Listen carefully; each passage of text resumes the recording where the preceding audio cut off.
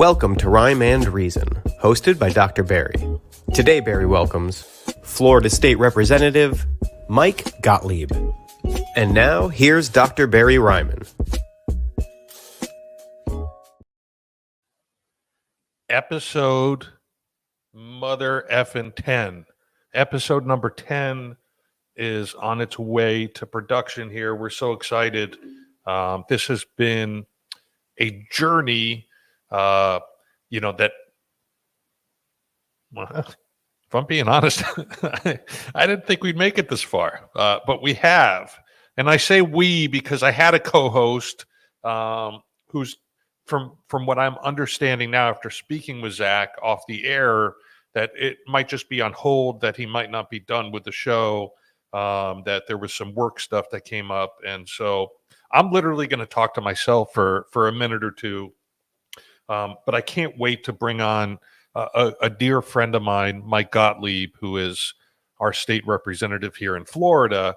We were just talking off the air, kind of kidding around, messing around. And for those of you that don't know him, we'll get to know that although his persona is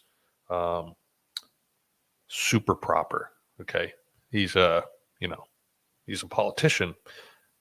We all have a history. We're all human. We all have a past. And so I'm excited to, get into it with him. Just a quick synopsis of my past week. Life is rolling. Houses are selling. I have a home that's up for sale. It was on the market for about 2 days, and we got a contract on it. We have an inspection tomorrow, and the buyer is coming on Saturday to check it out. I mean, I'm just excited about that. Onward and upward. The Miami Heat won last night. The first game of the Eastern Conference Finals. They whooped the Boston Celtics behind, actually in just one quarter, and that's all it took. This podcast, and for whoever's listening, is a really casual, but hopefully somewhat informative take on addiction, recovery, and mental health.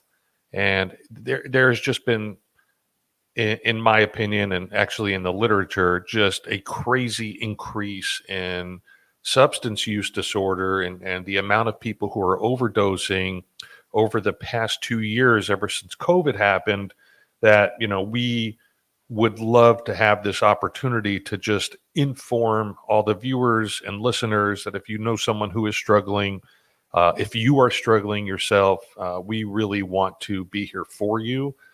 Feel free at any time during the podcast to chime in, whether it's just a comment of what we're currently talking about, or if you potentially need help. You are not alone. This is an insidious disease, and we are here for you. Okay, so Mr. Michael Gottlieb is our guest today. He is currently serving the state of Florida as a member of the House of Representatives District 98. He is also a unbelievable criminal defense attorney and has practiced defense for the past 25 years. Now, why have this kind of guy on the podcast? A, he's an amazing individual, but B, he's also been in recovery for the past 5 years. And, we need more representation at the political levels of people who have been down in the trenches and understand what it's like to suffer from this insidious disease that can then advocate for this community. So with that being said, Greg, please bring on my dear friend, Mr. Michael Gottlieb. Hey, Barry, thanks for having me. And I mean everything I said, if any of the listeners are actually watching this right now and not waiting for Spotify later for it to upload there, you are and look like, and I've always said this, in my eyes, I've always pictured a politician to look like. Okay. I take that as an insult, by the way. I consider myself a public servant, but yeah, go ahead. Listen, you're a good-looking guy. You got the salt and pepper thing going. You have the suit on, the tie. The only thing you're really missing behind you right now is the American flag. I think that if you had, and maybe the little American flag pin on your suit jacket, Gotcha. that would really put you into full politician mode. I think I have one here. Yeah. I'll pop it on. I've got a flag pin. There we go. It's like that is, in my eyes, if I close my eyes and picture a politician, you're nothing without that pin. Yeah. So, all right. Anyways, I will tell you, I took the Celtics last night, so I owe my son $10. I grew up. That was my team as a kid. Larry Bird. That was my team as a kid. So I owe my son $10. Although I'm a Heat fan, being in Miami. So where do you want to start? Well, first I want to start with the Celtics. Never bet against the Heat when the Heat are at home in the playoffs. We're now 6-0 in the playoffs at home. And, you might want to consult some friends in your life who are diehard Heat fans that aren't homers, right? I'll never bet with my heart. Well, maybe I have in the past, but. So the truth of the matter is I bet myself because my son lives at home. He's 18. I bet him $10, which I'd have to pay him the $10 to pay me. So it's a wash. All right. Listen, okay. So no harm, no foul. Yeah. I would like, before we get into, policies and agendas and laws and your constant trips you're taking to Tallahassee every time I talk to you, and you're alone in your apartment up there after long legislative sessions on the floor. I want to know, a little bit about your history, not even at first your substance use history, but more like, how did you get into doing what you do? I mean, is this something that you had set in your mind? Like when I was a kid, there is my co-host. Sorry I cannot be there again this week. I missed the dad jokes. We'll make sure we include a dad joke for Zach before the show ends. Mike, you'll be my guy who goes, I don't know, Barry, what? That's all you have to do. That's all you have to say. When I give a joke, you have to say, I don't know, Barry, what? Anyways, when I was a kid, I wanted to be a marine biologist. I was talking to my daughters. One of them wants to be a face painter. When you were a kid, did you know, or even, a young, an adolescent, did you have any idea that this is what you wanted to do? Is this something you set your mind on, or what did that look like? So I don't think I really had any direction, to be perfectly honest. I went to George Washington University. I think it was the best school that I got into, and so that's why I picked it. I love being in the city, and I wound up getting strangely enough, I think really what happened there was I was asked by one of my high school teachers to attend Ronald Reagan's inauguration, and I kind of fell in love with that political fanfare, DC, so on and so forth. And so I went to GW. I got a degree in political science. I worked for the American Israel Public Affairs Committee doing grassroots lobbying. And I worked on Congress, in Congress on Capitol Hill as an intern. And I kind of really loved it. And my goal was to stay in Washington, D.C. and become a lobbyist. That's what I wanted to do.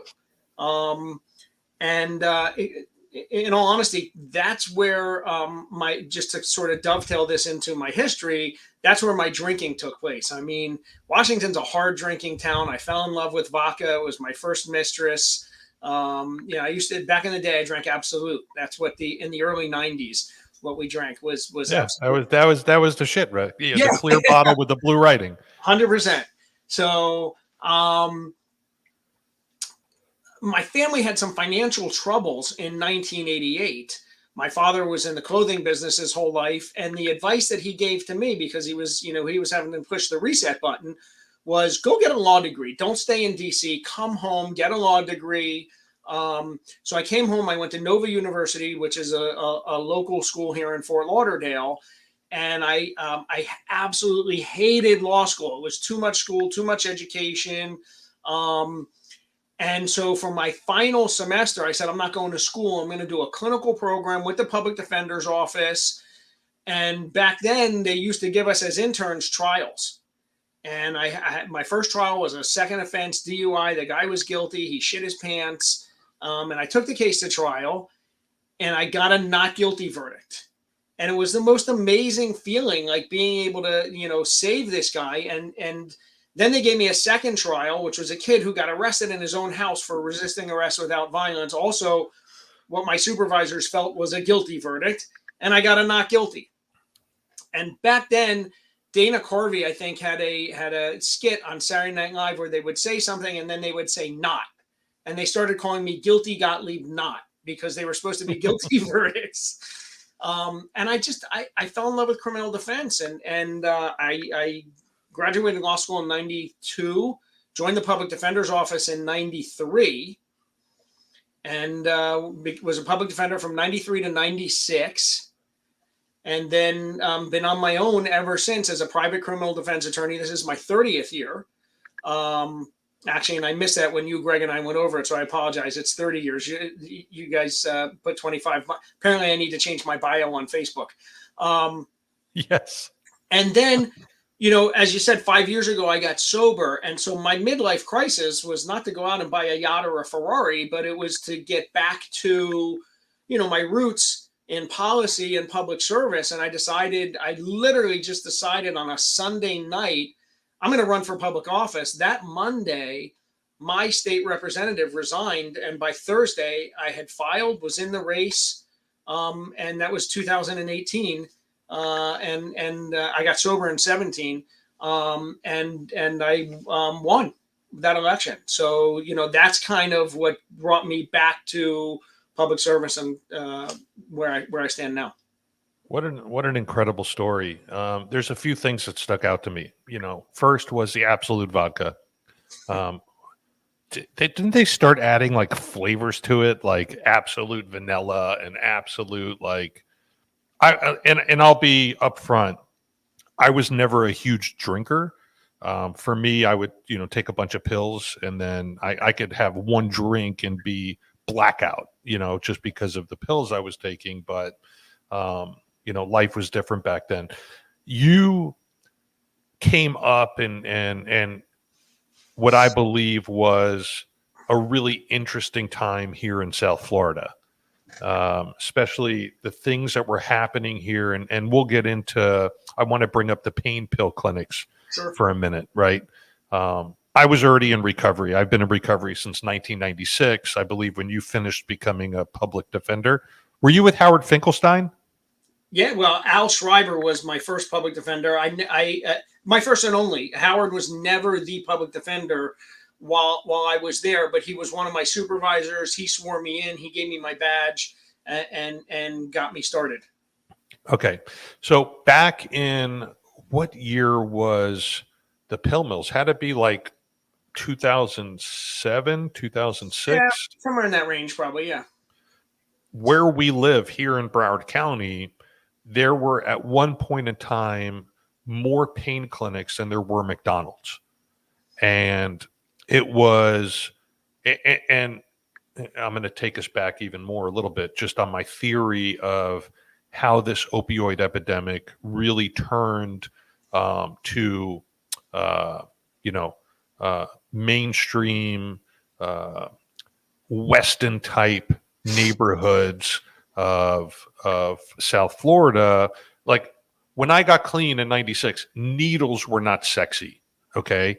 If you were using a needle in the mid 90s and putting a needle in your arm, chances are you were homeless living under a bridge.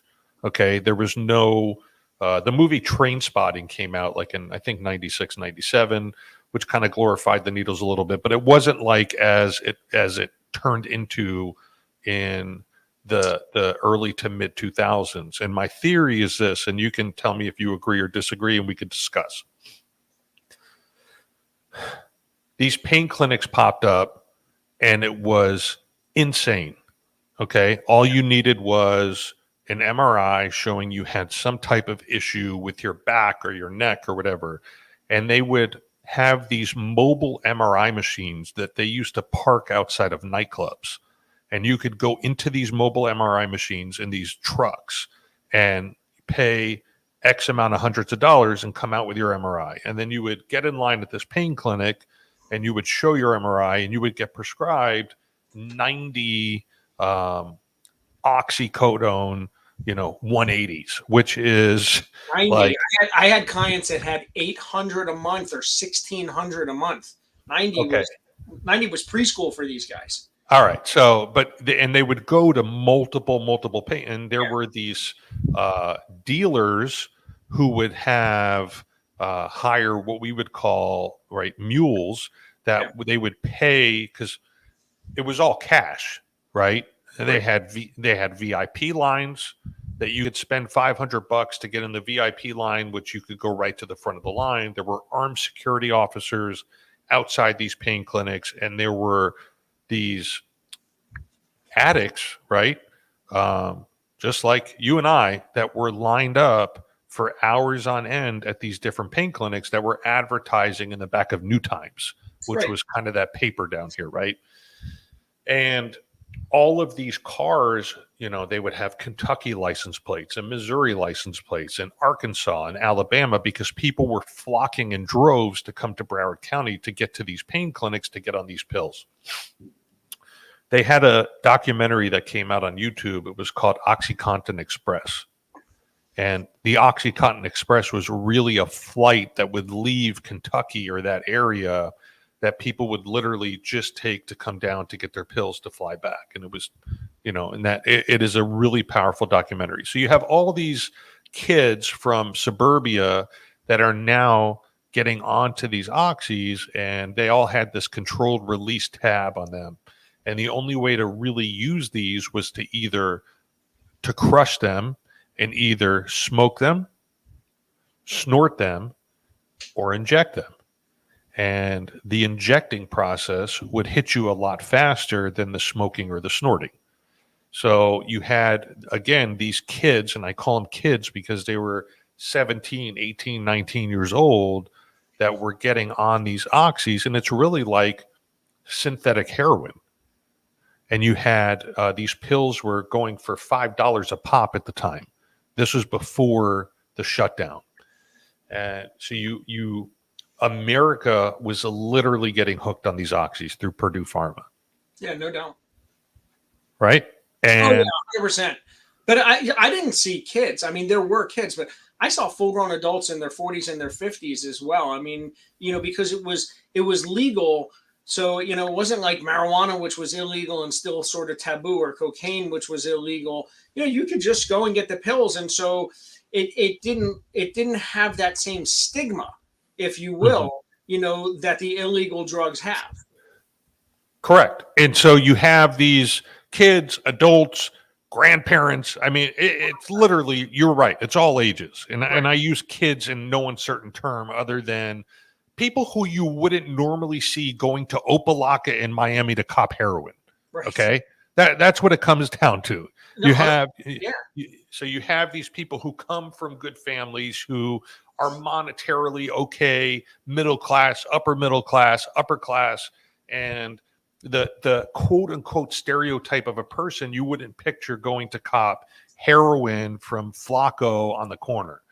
And well, they called it hillbilly heroin, if you recall. I mean, that's what it was to those people in Tennessee and Kentucky and whatever. I don't know if you were familiar with that, but they called it hillbilly heroin.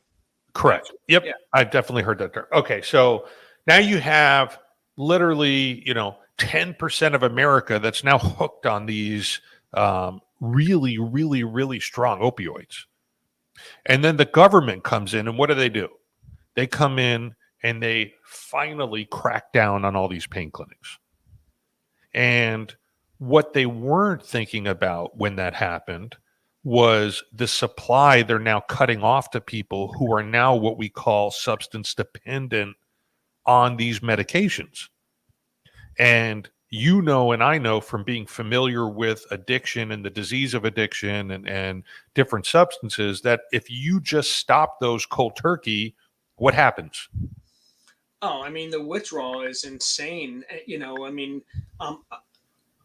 you know better than I do, but in terms from a clinical standpoint, but the withdrawal causes tremendous pain, anxiety, depression. And if it's not done in a clinical setting, I think it causes more harm than good, when you cut people off cold turkey like that. Sure. Yep. So we look at that pain, right? And now, again, let's take it. When we do heroin or when we're high on these opiates, I liken it to the expression of like it's getting a hug from God. Okay. Right. When we're coming off of it and we're fiending for more and we're so sick, it's literally like getting 1,000 paper cuts in your eyeball. It just sucks. So once these pain clinics came in and got shut down by the government, that $5 pill now turned to $30 on the street. Oh, yeah, absolutely. Which no longer became affordable for that person. And somebody comes up to them and says, hey, you're already injecting, you're already using needles now. So the fear of the needle is gone. If you just shoot this heroin for $5, that sickness you're feeling is going to be gone. And that same feeling of euphoria and getting a hug from God is going to be back. And, that is I think what I would call my quick synopsis of how this opioid epidemic really came about and how, suburban America got involved in hooked on heroin. Now, this brings a whole nother issue, and I'm sure it's been talked about, in the legislature, is fentanyl, right? Yeah, fentanyl is incredibly dangerous, though. And fentanyl is a cheap alternative and substitute to cut in heroin. And so, most of it, from what I understand or what I gather, initially it was coming from China, and now it's also coming from Mexico. It's coming from all over the place. But, 3 little crumbs of fentanyl, is enough to kill a 250-pound adult male. Yeah, no doubt. That has no tolerance.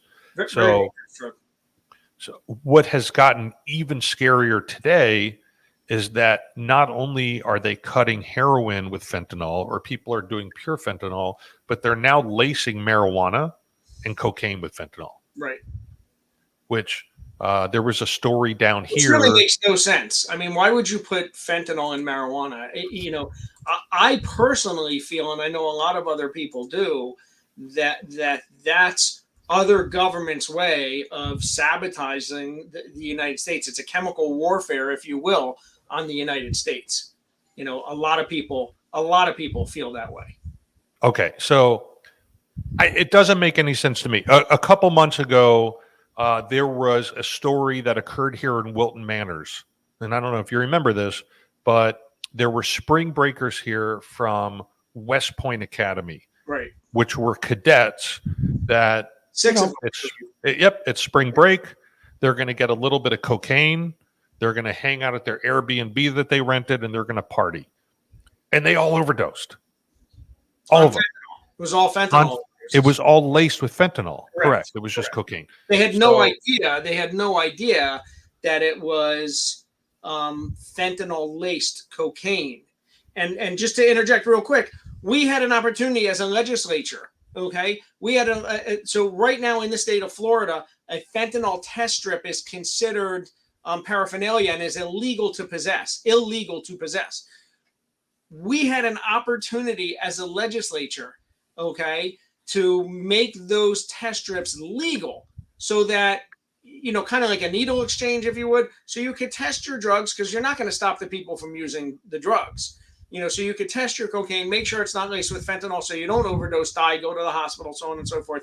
And our legislature refused to pass that as a bill, which is just a very sad commentary on where we are in terms of policy.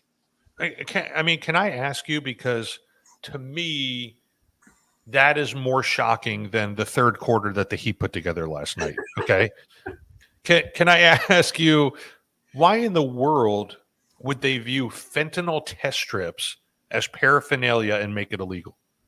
It just doesn't make sense to me. Because to somebody who doesn't use drugs, they look at that as enabling. They don't understand the mind of an addict is going to use the drug and take the chance that it doesn't have fentanyl and take the chance of the overdose because it'll never happen to me because I've got a God complex, because I'm deep in my, active addiction. So, that overdose is never going to happen to me. Yeah. How we all think. And so, but to somebody who's not an addict and doesn't have the, an intimate relationship with somebody, to understand that we're going to use no matter what, they look at testing your drugs to ensure that they're safe is actually enabling you to use drugs. So they refuse to do it. So I think broadly right now, and we are 150% off script, and I don't give a fuck because this is what we do on the show. Wherever the conversation takes us. But I didn't know we had a script. You didn't send me that. You trying to make me look bad? You not a script, but we have production notes, right? We have an idea. There's certain things you didn't want us to. No, I'm kidding.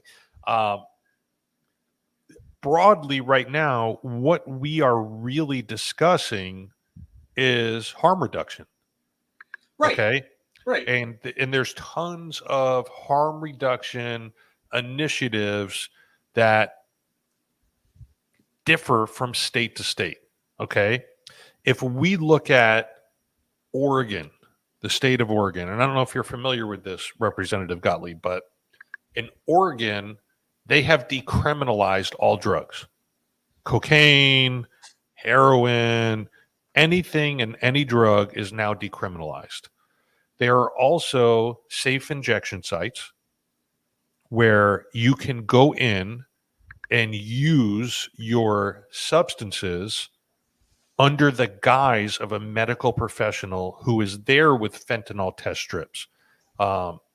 And this is a very controversial topic because it kind of goes with the old saying, if you can't beat them, join them, right? I have been working in this industry now and in this field of substance use disorder for the better part of 15 years. And I have never met a parent who lost a son or daughter to an overdose that says, I'm glad they're gone. I would not want them alive right now if they were on Suboxone. Okay. And for the listeners who don't know what Suboxone is, it's a substitute for the opiates that keeps you from getting sick while you're on it. It is a drug. It can get you high, but it's a form of maintenance, right? So we look at medically assisted treatment, and and some people say, well, it's just a Band-Aid. You're just replacing one substance with another. I mean, what are your thoughts on MAT, medication-assisted treatment? I think that everybody has a different way of getting sober. So, if medicated assisted treatment is what works for somebody because that's the only way that they can get sober. That's the only way they can get off, self-medicating with street drugs, which are far more harmful. Then I think that, that's what's right for them. There's more than one way to skin a cat. I mean, for me, I had to just quit cold turkey. I had to go to rehab. I had to learn, how to live life differently, but that doesn't work for everybody, and that's why there's different solutions. That's why there's unique programs like RU, which are music based, and there's a lot of people who are going to gravitate towards that kind of program. So, I support anybody who wants to find their road in recovery, and none of us really has the same path. So, I love that. It's multiple pathways to recovery. There is no one size fits all approach. From what we're finally learning, this is as bad as the disease of addiction is. Right. It is still in its infancy when it comes to actual treatment of this particular disease. Okay. There are other addictions out there. Food. Okay.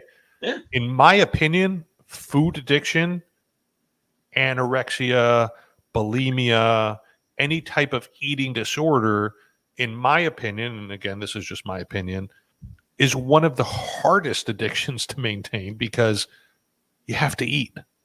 Right. You have to eat. In when we look at abstinence-based recovery with alcohol and other substances, all you have to do is not do something, right? But when you look at food addiction, you can't starve yourself. It's everywhere you go. Yeah. Everywhere you go. There's food. I self-medicate everywhere. with food for anxiety at night. Like, I mean, that's, a problem that I have.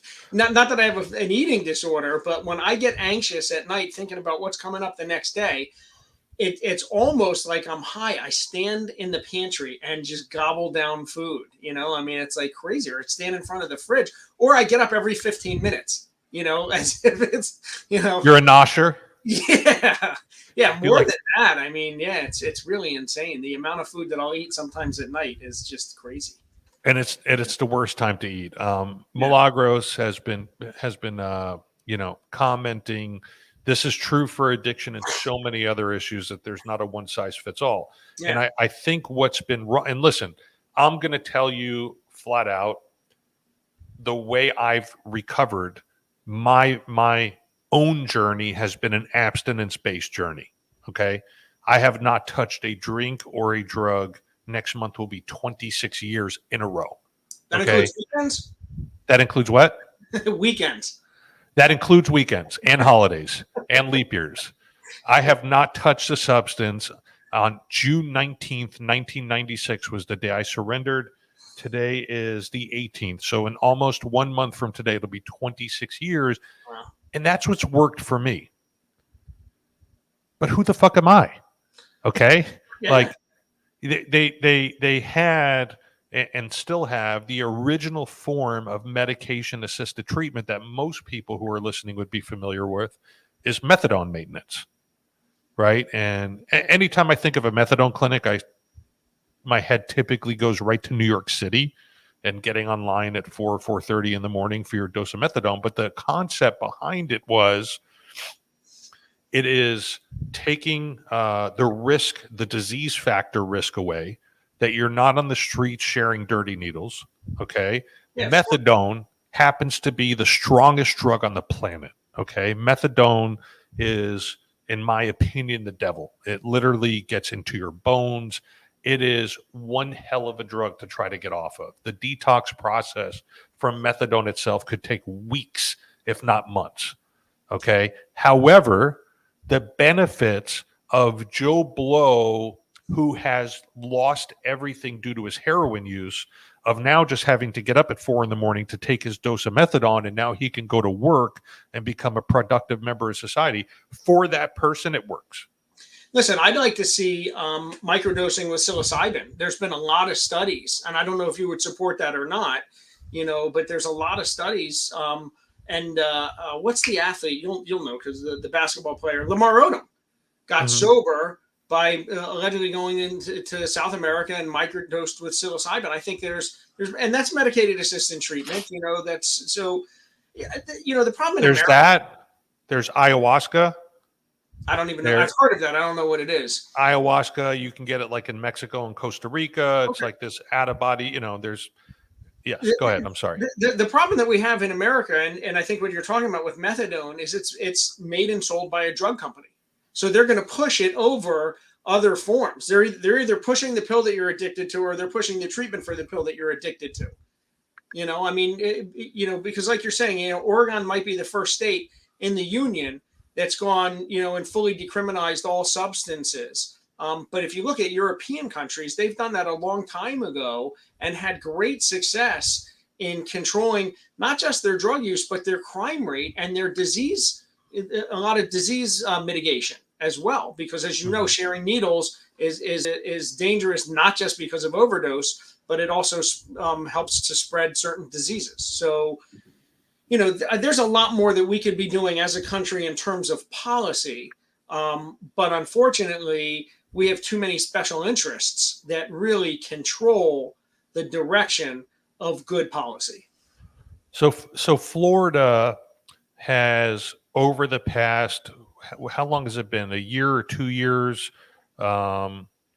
allowed medical marijuana, right? Kind of. Yeah, I mean, we still have a very restrictive, program in terms of who can dispense, so on and so forth. But yeah, we have medical marijuana. Where do you see that going in a year from now, 2 years from now? Do you see it actually becoming passed as a recreational use as well? I personally would love to see that because I like the idea, as a policymaker, I see a lot of programs that could be funded that have nothing to do with drug use. I try to get a lot of funding for children with special needs, special abilities. And, we just don't have that money there, despite the fact that we have a very robust budget at $112 billion in the state of Florida. We still have budgetary shortfalls. And if if we allow marijuana, which I think, Barry, you're probably going to see it legal from the federal government. So Congress has just passed legalization of marijuana, but the United States Senate, I don't believe, has voted on that yet. So once that happens, unless the states decide to restrict it, which I don't believe they'll be able to do, it'll be legal. But I'd love to see it legal recreationally. I'd love to see it taxed, so that $112 billion budget becomes bigger, so that we have the money to spend on our public education system, so that we have the money to spend for children with special needs, so on and so forth. I mean, people are doing it anyways. Right. People are doing it anyways. And now I will tell you this. I don't know if I ever would have gotten clean had I been able to just walk into a store every day and buy weed. And the weed that is out there today is very different than the weed that was out there 25, 30 years ago. It's way stronger. Right. The shatter, the glass, the wax, the dabs, I don't even know. I mean, I used to smoke weed out of a bong. I don't know if people still use bongs anymore. I went to the University of Florida, and when I was living in Oxford Manor Apartments, we had a 2-story apartment, and we had this 3-foot bong, and then we had a 6-foot extension that we would put on it, and we were literally taking bong hits from the top of the stairwell. Somebody would be on the bottom lighting it. Now, those were regs that had seeds and made you cough your face off and gave you a headache and really didn't get you too high. And then we got Crippy. Back then, this was now 1993, we had Crippy, and we grew hydroponically in our closet in Gainesville. And this was like the shit, like I remember one night I had rushed to fraternity. I was in TEP, and we were going on this thing called Pledge Journey. And so we had what was called Hell Night. And then we were leaving at 2:00 in the morning to drive from Gainesville to New Orleans, as part of this Pledge Journey. And we had this weed. I'll never forget it. It was what we used to call the word was dank. We had this really dank bud. And dank meant, like it was solid, it was heavy, it was kind of wet. And this weed happened to have been so wet that we stopped in a gas station on Archer, and we went into the gas station and literally took our weed and we heated it up in the microwave just to dry it out a little bit. But what we didn't think about, because we were already high, the entire gas station smelled like weed. We didn't realize that, you heat food up in a microwave and you open the microwave and guess what the place smells like? That food, right? So we dipped out of there, but that was like my introduction to what I thought was good weed. It didn't have seeds. You only had to smoke a little of it and you would get faced. I went to a private college, so we only had the high class weed in college. There you go. Okay. Well, you know what? You were in college in the late 80s, right? Easy there, pal. Yeah. Okay. So the late 80s, you weren't smoking really good weed. I wasn't a big pot smoker in college. I did plenty of bong hits.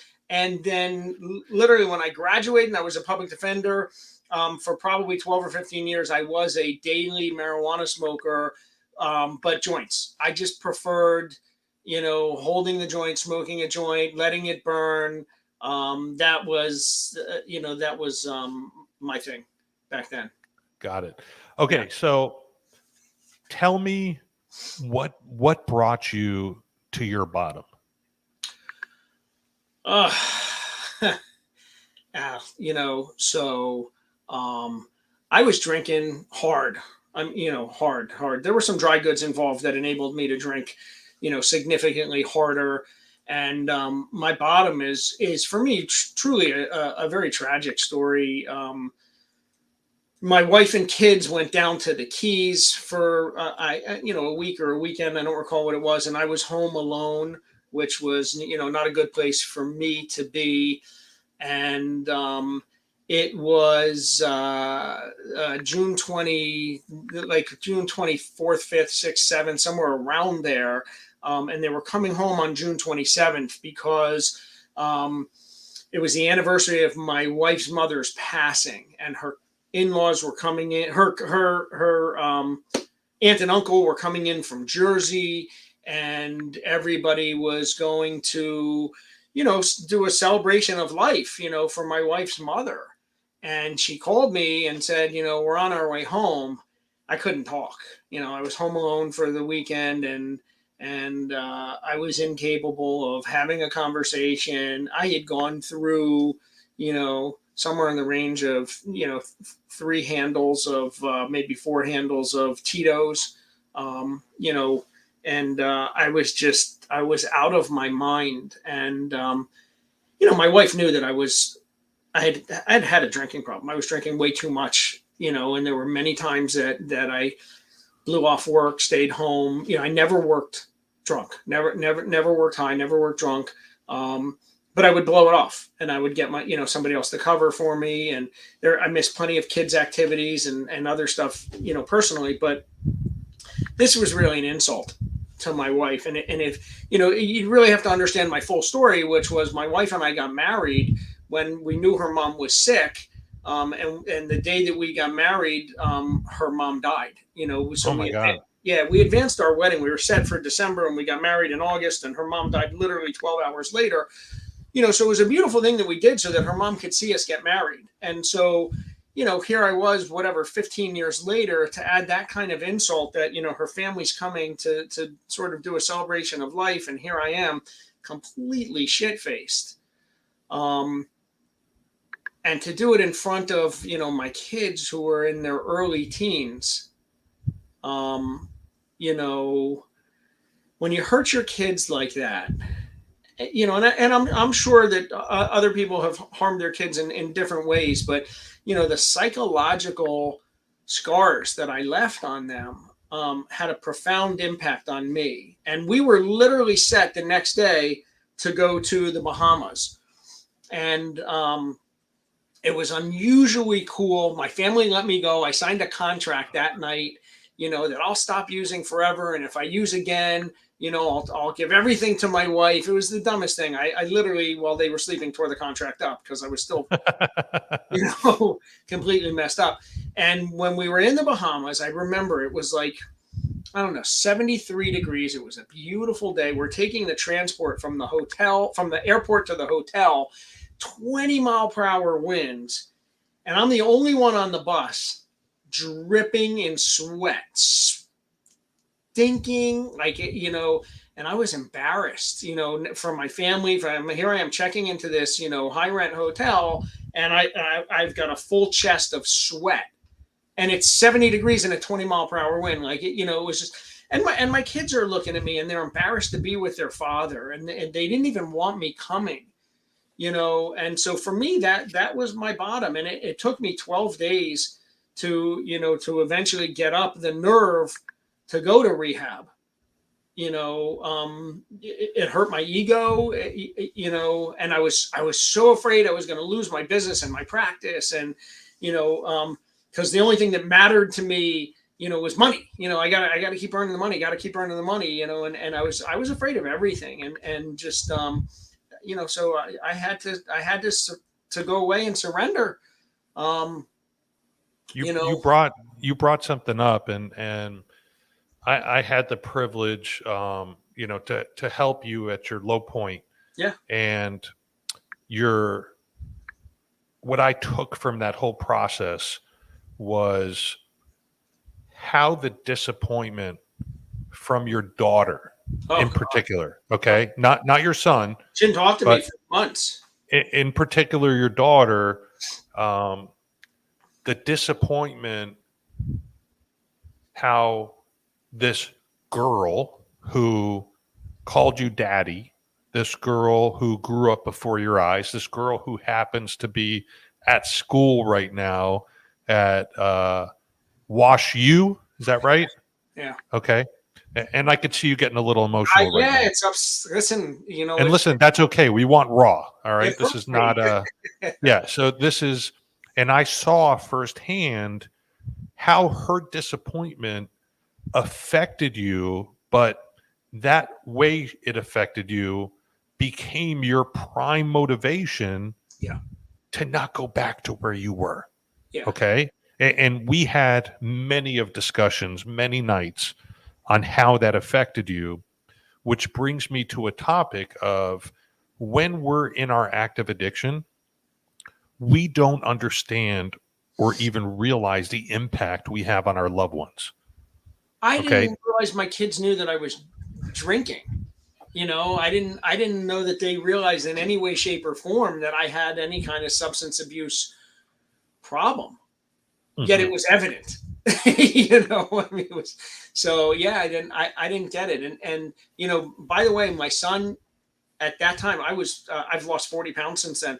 My son called me a fat alcoholic, because he was so upset with me that's how he viewed me. And my daughter didn't talk to me for, probably 6 months. And when I say didn't talk to me, did not talk to me, not a word, wouldn't listen to me. If I told her to do something, my wife would have, once I came out of, recovery, my wife had to tell her to do something. If I said, take out the garbage, she wouldn't do it. She didn't listen to me, had zero respect for me. I had to earn it back through daily sobriety. What is your what? And I know the answer to this, but I just want you to share. And before I even ask you this question, Yeah. Milagros again chimed in. My respects to you for sharing your story and for having the strength to face your reality and take action. Listen, none of us are immune to this disease if we're afflicted with it.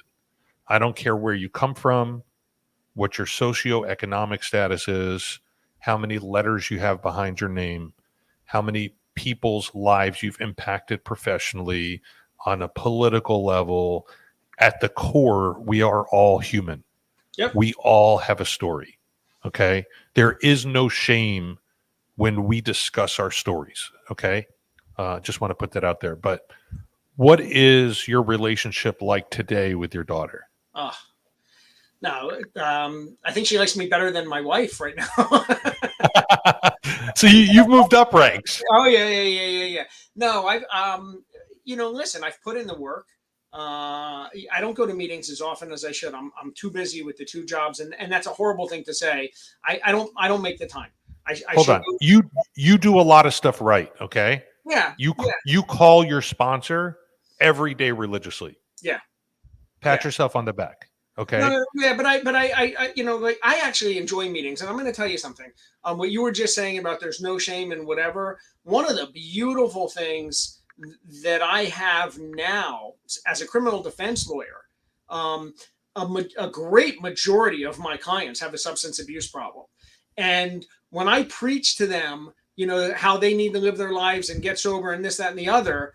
They don't listen to me until I tell them that I'm in the program, until I reach into my pocket, and I take out, my chips, because I carry chips in my pocket, and I take out my chips and I say, hey, look, I'm walking the walk and talking the talk. And the impact that I'm able to have on that person's life at that point in time is incredible. So I actually love that I have that history because it's made me a better lawyer. Yeah. Well, and speaking of you, being a lawyer, and I want to give you a shameless plug. You shamelessly plugged Recovery Unplugged. You said RU, but Yeah. Our listeners know that RU means Recovery Unplugged, and I'm glad you think highly of us. I think highly of you in a profession that most people hear, a criminal defense attorney, protecting the scumbags and blah. We're all scumbags, okay? We've all been a scumbag at some point in our life and needed someone like you. But you have and have impacted so many lives in a positive way, people who are legitimately innocent getting them off, right? Oh You've yeah, also you are pretty much the go-to defense lawyer for the Miami Dolphins, which I think is super cool. I've been a season ticket holder for 26 years, and I'd like them on the field and playing. Do you have any stories for us of any cases you've worked? Any good stories you want to share? So yeah, one of the most profound cases I have, that you know, maybe some of your listeners would know, were these three kids that used baseball bats. This was all caught on video to do what they called bum bashing. So they went to one of the local colleges here at Florida Atlantic University, and you can see the kid on video, and he's hitting this homeless person with a baseball bat. And ultimately, they did that at three separate areas in the city, and they hit one of the people in the park, in Esplanade Park. They hit him over the head, and he died. And they were prosecuted for murder in the first degree. From a defense perspective, we won because we got murder in the second degree. So we saved them from the death penalty. I saved them ultimately from life in prison. And what's important about these kids were they were barred out, they were on Xanax, they were on alcohol, they were on marijuana, and maybe other drugs. But my kid in particular grew up in Tennessee with a mom who was addicted to heroin, meth, everything. And for food, you were talking about food before and a food addiction. He didn't crave food, he craved meth, and was, as a young kid, 6, 7, 8 years old, there's stories about him where he would be crawling in the ground, in the carpet, looking for pieces of meth to smoke as his food, if you will. And just such a tragedy of drug abuse and what we do as parents to our children. And it was so amazing when his mom came to court, fell on the sword for mitigation, and explained to the judge how and why he was who he became. You know, and it was really an amazing, profound story. And I've stayed in touch with him. He actually called my office the other day. He wound up getting life in prison. And then I won on appeal, and we got him 40 years. And I continued to fight his case for 12 years. And we got him down to 22 years, and he'll be out in 5. And he learned his lesson and has remained sober in prison, got a degree, and will come out and be a productive member of society after serving approximately 22 years in prison. But just an amazing story of drugs. I'd love to hook him up with you, because something we're working on here in the state of Florida, I know you're probably big on it, is peer support. And he's the kind of guy that could really lend an incredible voice, you know, to somebody who's drug addicted, who's having problems self-medicating, who, you know, had a horrible, horrible upbringing and is turning to a life of crime. This is a guy, he's seen it all at this point, you know, and we need many more peer supports out there, because I think, you know, peer support is really another way of saying sponsoring in my mind. And that's what makes the program work, is having an amazing sponsor. I feel what you just said. And I'm a big proponent in the belief that people can and do change. Okay. People can be rehabilitated. We don't have to be our past. That it is important to understand that we could do some pretty heinous things when under the influence, right? Yeah. That doesn't make us who we are. And unfortunately, there are consequences for our behaviors. Okay. But there's a reason there is a set amount of time that somebody has to serve where they get another shot. I have a dear friend of mine, and I'm going to say she was convicted of first-degree murder. Okay. She went to prison. She is now out. She now has close to 30 years clean. That's great. She has impacted multiple lives in a positive way based off her story of tragedy and then hope. Okay. In my opinion, some of the most impactful speakers that we could ever encounter, self-help speakers, the Tony Robbins of the world, right, all have a history. They all brought us there. What does Milagro say? People need to see that there are others in the same situation, and then they can get out of that place and be better for themselves and society. Storytelling is powerful. And again, thank you for your feedback, Milagros. Like, this is exactly what I'm talking about. And I don't know. I just believe in my heart of hearts. Listen, there are some people that are complete and total sociopaths that will not change. Okay. I just finished watching the Ted Bundy tapes, Conversations with a Killer, and the John Wayne Gacy tapes, Conversations with a Killer, on Netflix. Those people with their horrific childhoods or whatever the case was, there's just something missing in the brain. But there are people who have done really bad things because they were under the influence and nowhere near would have done anything close to that had they not been. And so I'm a big proponent for rehabilitation. All right. Before we close, we have just a few minutes here. Mike, what do you feel is in store on the legislative agenda aimed for Floridians and families battling addiction and mental health issues? I know you mentioned the peer support. Is there anything else that's out there right now? I mean, you, during what I would call the season, you fight hard in Tallahassee. And you're back and forth every single week. You're there from Monday to Thursday. Sometimes you're driving, sometimes you're flying. I can't keep track. But you're in the depths there. Is there anything that we could be aware of? Any petitions we could sign? Any way for the viewers to get involved in promoting change for the good? So a bill that I tried to push last time, I don't even think it made it into a written product, but I'd love to see us relax the guidelines for who can, in terms of what convictions allow somebody to be a peer support, because so many people who are in recovery have a criminal past that prohibits them from getting certain kinds of jobs. But those of us who are in the industry, they recognize that, yeah, we've made those mistakes. We're not going to repeat them. So I'd love to see us relax some of the things as it relates to peer support and background checks. I think that as a legislature, we've done a really good job putting money into reentry programs, so that helping people who are, in jail or in prison, find jobs, get an education, and properly re-enter society. I'd love to see us throw more money at that, because, too often people come out and they don't have. So, I think we have an obligation as a legislature to help in that regard. I'd love to see, like you were talking about before, and I had mentioned, making the test strips legal. And I'd like to see Florida change our culture, towards these drugs that, yeah, of course, they're dangerous drugs, but, we need to embrace the fact that people are going to continue to use them.